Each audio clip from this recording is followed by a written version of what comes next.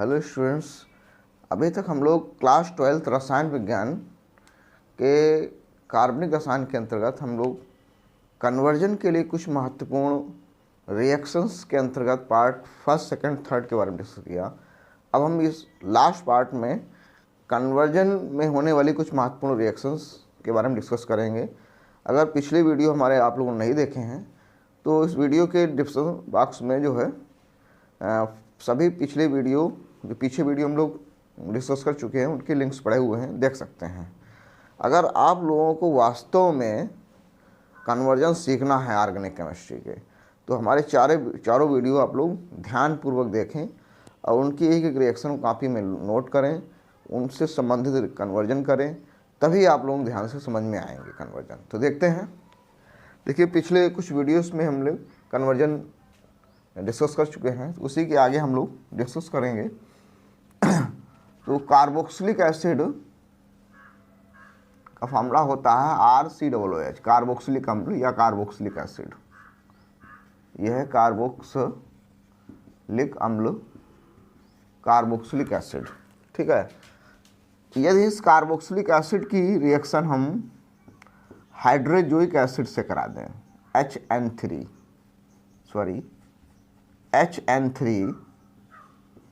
HN3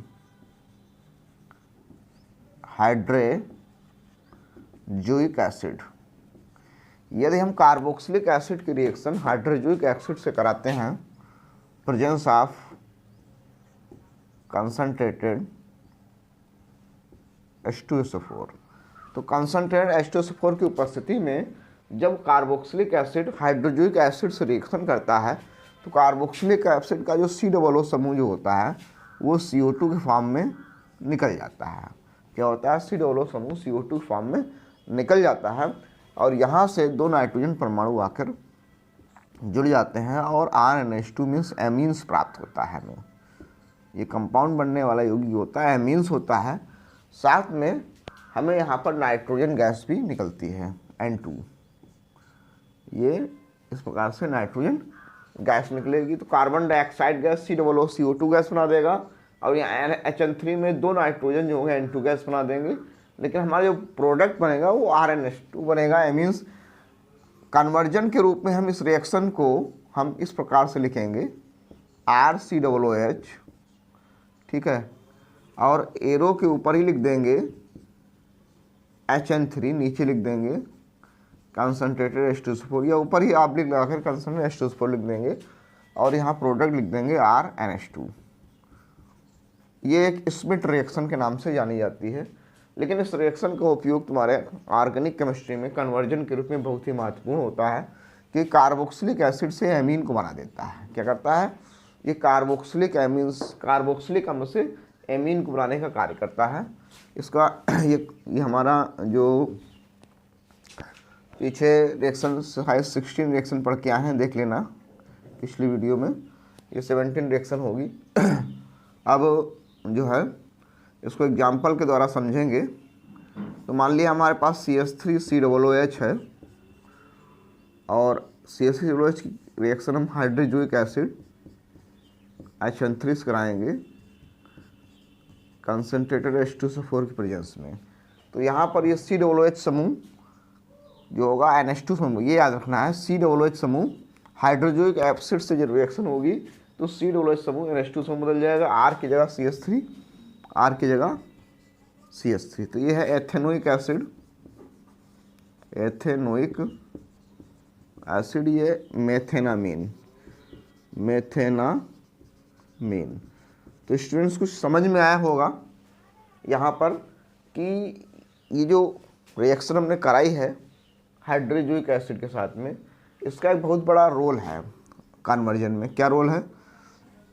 ये जो है हाइड्रोजोइक एसिड से जब रिएक्शन होती है कार्बोक्सिलिक एसिड की, तो ये कार्बन को डिक्रीज करने का कार्य करता है। देखिए, हमारे पास कार्बोक्सिलिक एसिड में जो दो कार्बन थे, एथेनोइक एसिड में दो कार्बन थे, लेकिन यहाँ पर एक कार्बन कम हो गया।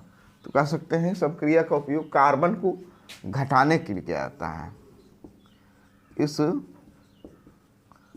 अभिक्रिया का उपयोग कार्बन श्रृंखला में कार्बन घटाने के लिए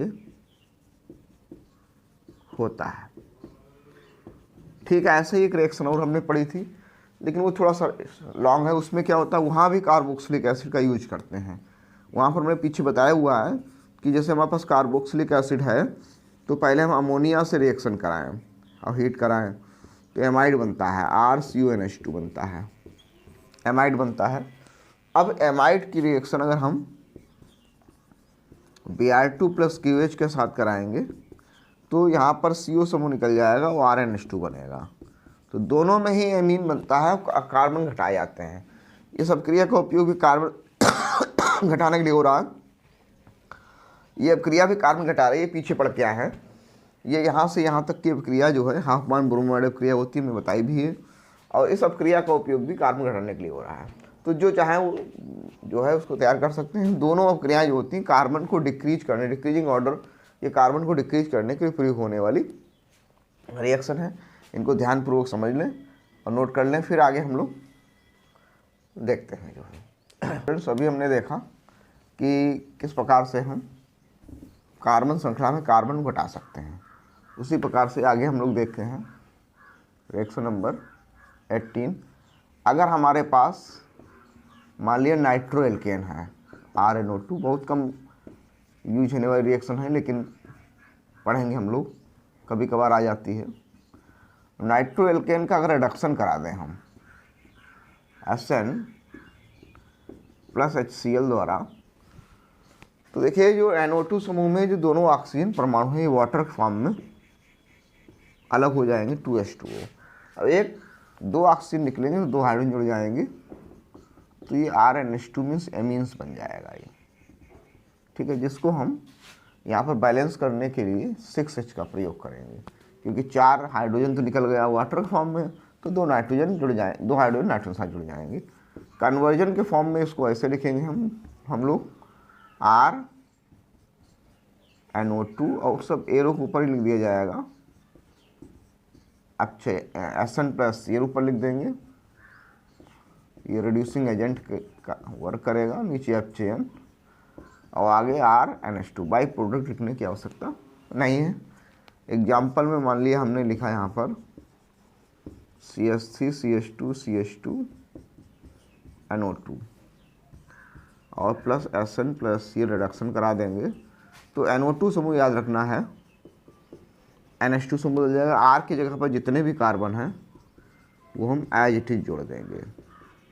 तो ये था नाइट्रोप्रोपेन,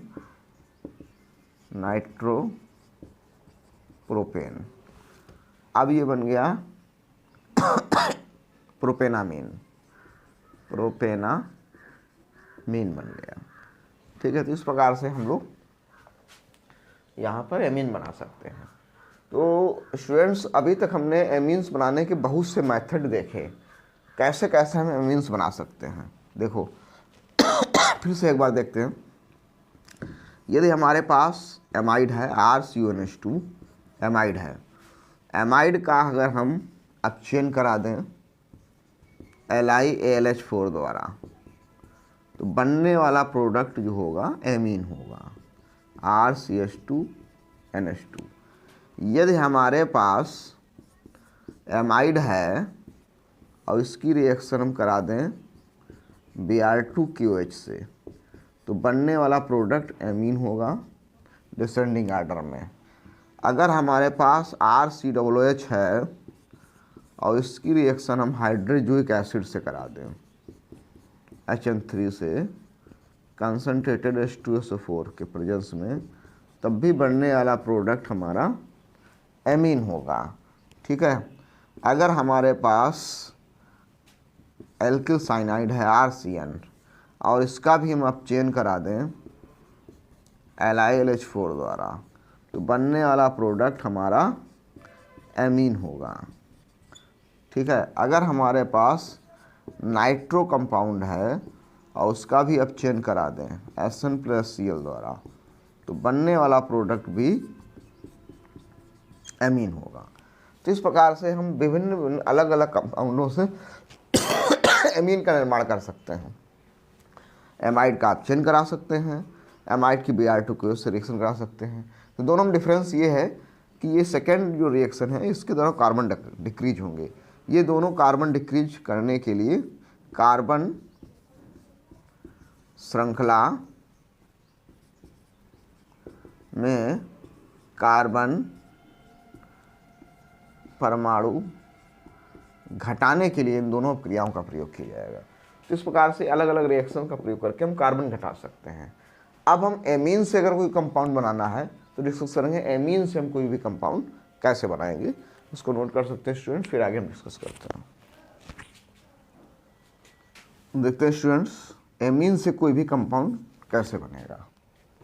अगर हमारे पास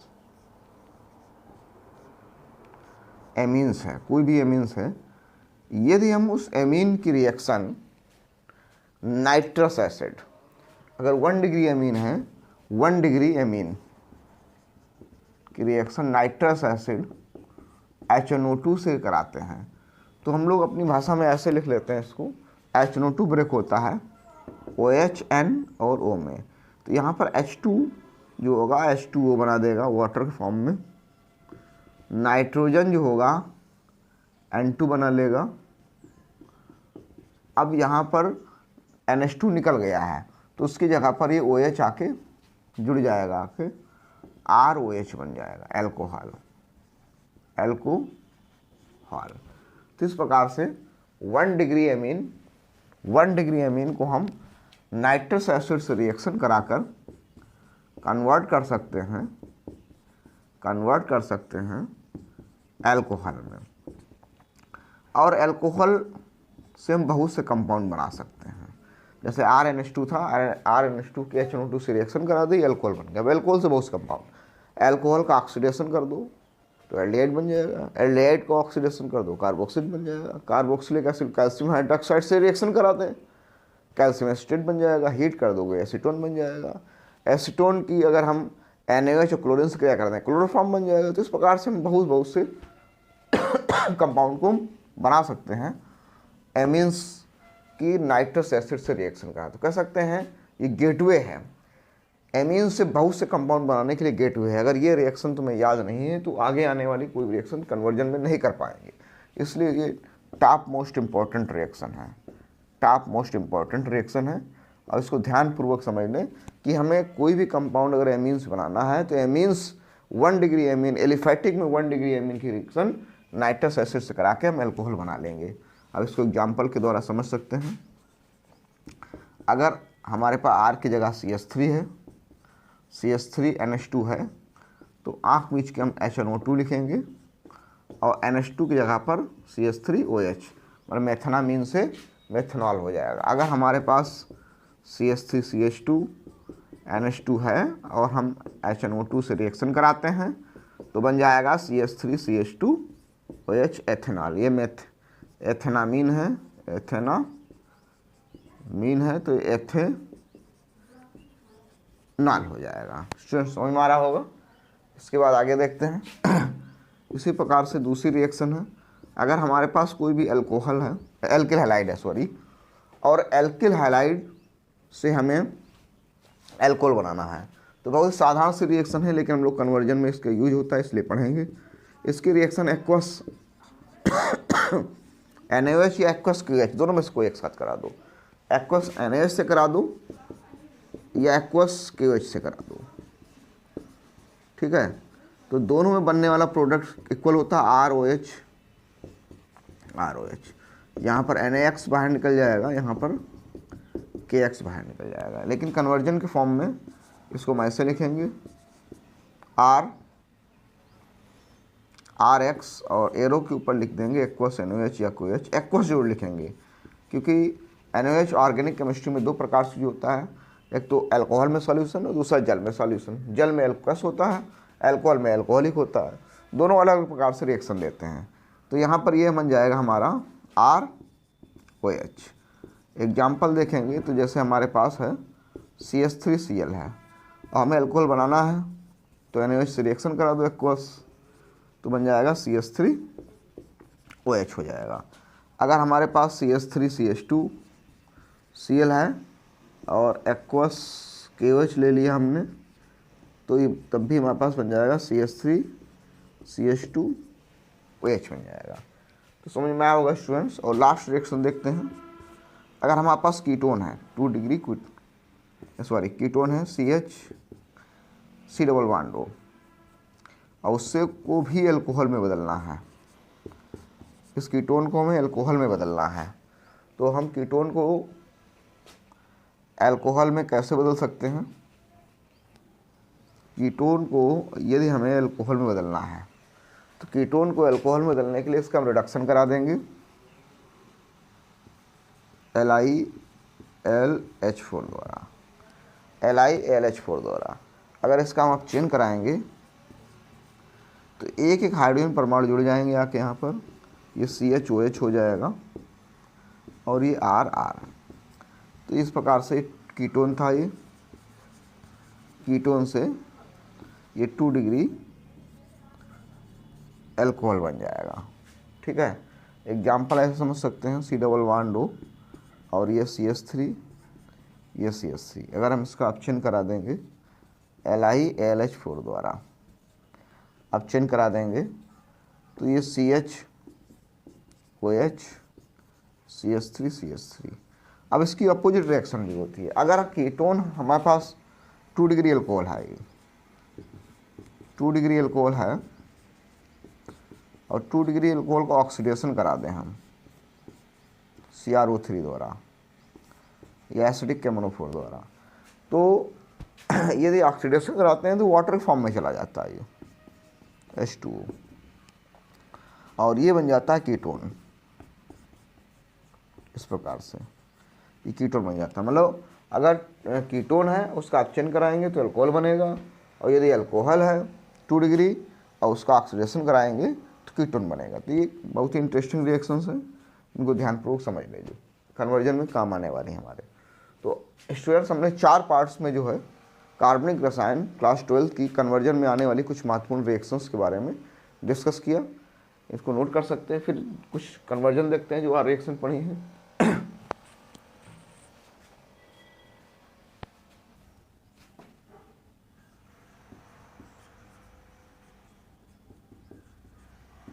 कन्वर्जन, तो स्टूडेंट्स कुछ जो है आज रिएक्शन डिस्कस की उनके आधार पर कुछ कन्वर्जन देखते हैं।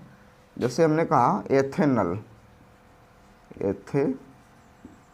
है टू मेथेनामीन।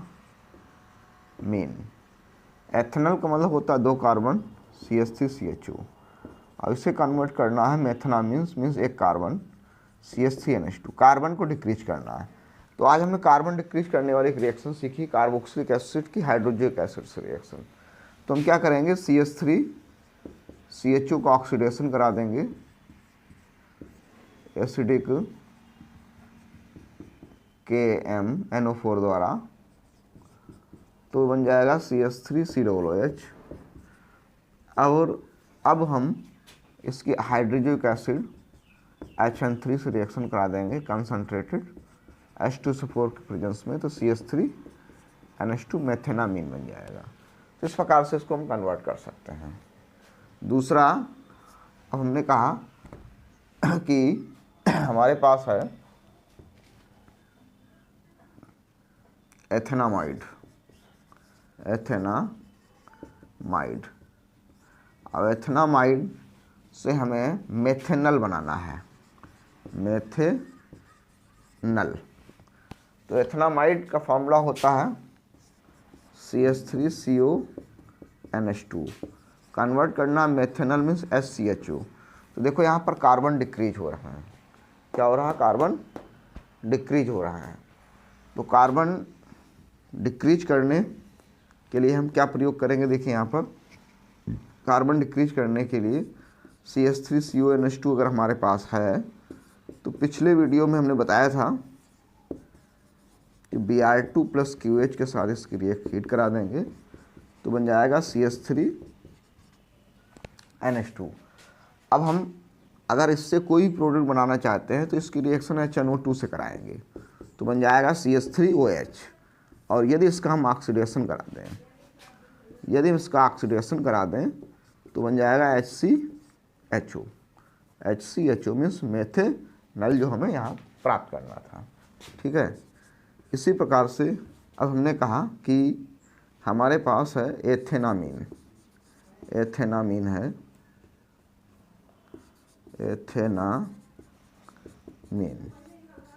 और इस एथेनामीन से हमें बनाना है क्लोरोएथेन। एथेनामीन से क्लोरोएथेन। एथेनामीन का फार्मूला होता है CH3CH2NH2। अब इसे कन्वर्ट करना है CH3CH2Cl।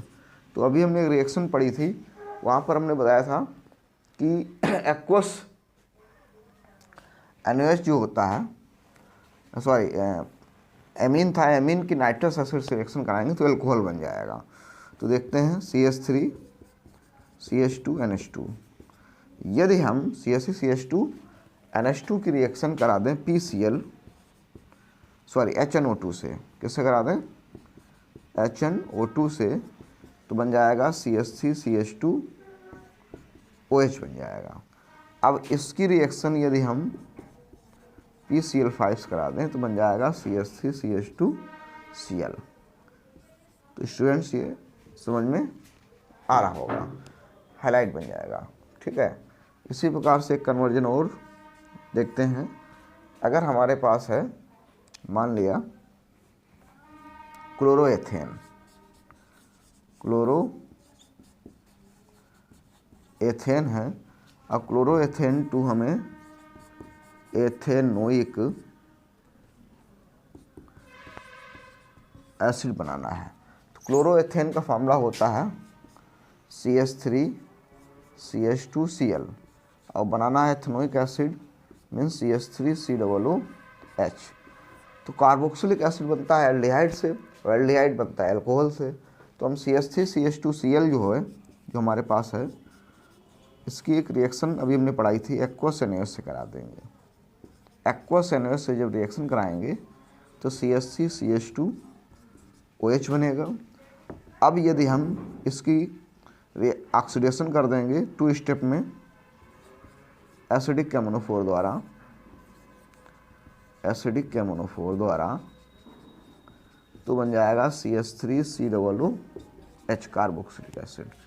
तो इस प्रकार से अनकन्वर्जन की प्रैक्टिस आप लोग कर सकते हैं। अगर वीडियो अच्छा लगा हो तो ज़्यादा से ज़्यादा अपने साथी स्टूडेंट्स जो क्लास 12th में हैं और जिनको कन्वर्जन नहीं समझ में आते हैं, तो हमारे चारों वीडियो देख लें, अच्छी तरीके से समझ में आ जाएंगे। अब हम लोग अगले नेक्स्ट वीडियो में जो ऑर्गेनिक केमिस्ट्री में कुछ महत्वपूर्ण रीजन्स होते हैं जिनके बिना है हम कोई भी कन्वर्जन नहीं कर सकते हैं, तो उन महत्वपूर्ण रीजन्स के बारे में डिस्कस करने वाले हैं। तो अगला वीडियो जरूर देखें स्टूडेंट्स। Thank you.